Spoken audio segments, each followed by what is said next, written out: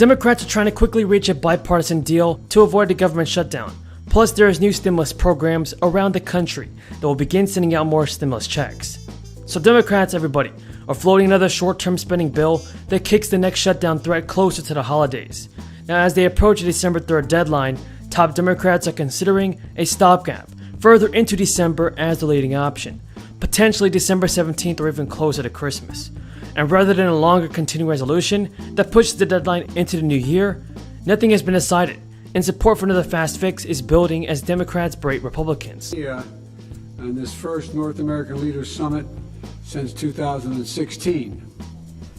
And our North American vision for the future draws on our shared strengths as well as three vibrant democracies with dynamic populations and economy wishing to work together.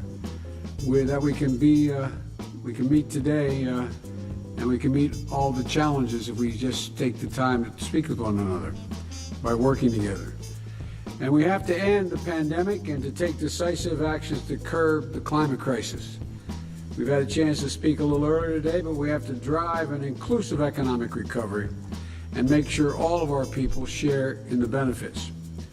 To have to manage the challenges of unprecedented migration in our hemisphere, and to take on an equity that continues to deny opportunity to too many people.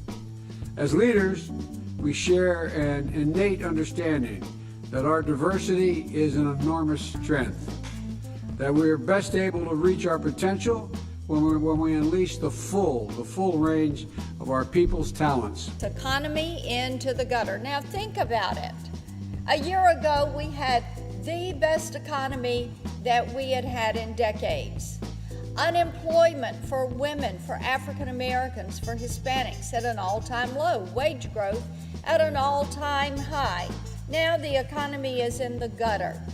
Our southern border is now in shambles. The hearing we had yesterday with Secretary Mayorkas was so dissatisfying because he did not have facts and figures and answers. And we see a country that is incredibly divided. But at least the American people now know just how in denial the White House is about what it takes to be living in the real world.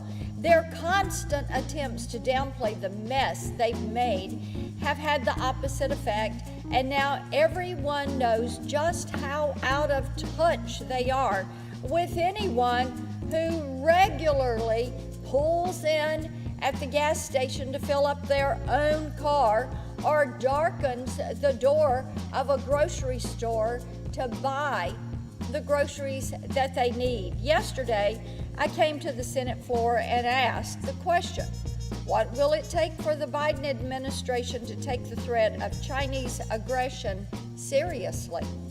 The evidence is staring them in the face, and yet they refuse to acknowledge that there is a danger, that China is our adversary. Certainly, the president's phone call did not give us any comfort in knowing that he understands that they are an adversary. And today I have a similar question. What will it take for the Biden administration to take the American people seriously when they repeatedly warn us that the economy is in trouble? They are living the warning signs every single day. But try as they might to convince us otherwise, this administration's talking points are all about happy talk, better jobs numbers, and the pockets of growth. But this is not anything that is representative of the economy at large. Still, every policy that they've proposed this year assumes that the cost of inflation are a myth, that inflation is concocted by Republicans, that it is there, it's a talking point to scare American families. Madam President, how completely out of touch can this administration be? They're proving the point that they're elitist, that they live in a bubble. What they keep saying to people is, oh, you know, it's $1 here, it's $1 there, it doesn't really matter that much. So even if Congress enacts another stopgap that provides a couple of additional weeks to negotiate, prospects are bleak for a bipartisan government funding deal before the end of December, likely necessitating another stopgap into early next year.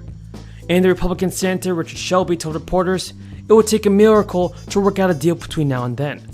Do you think they can get the fourth stimulus check sent out in time, everybody? Let me know your thoughts on this. So in failing to negotiate a deal, both Republicans and Democrats will lose out on billions of dollars for projects back home, brought about by the return of earmarks, and as a decision backed by Senate Democrats. So another 430,000 households have received surprise tax refunds. That's worth an average of around $1,200 from the IRS. That comes as calls continue to grow for more stimulus money. The agency also says it's sending refunds to people who wrongly pay taxes on unemployment compensation. It's welcoming a cash boost for plenty of Americans and are hoping for a fourth stimulus check to be approved. And just this week, the Treasury Department and IRS sent out the fifth batch of monthly child tax credit payments.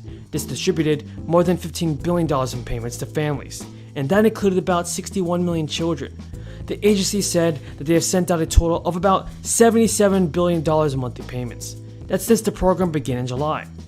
Families are now eligible for payments of up to $300 a month for children under age 6. And the monthly child tax credit payment came about as a result of the relief law that President Biden enacted earlier this year. The relief law also increased the amount of the credit and made the credit fully available.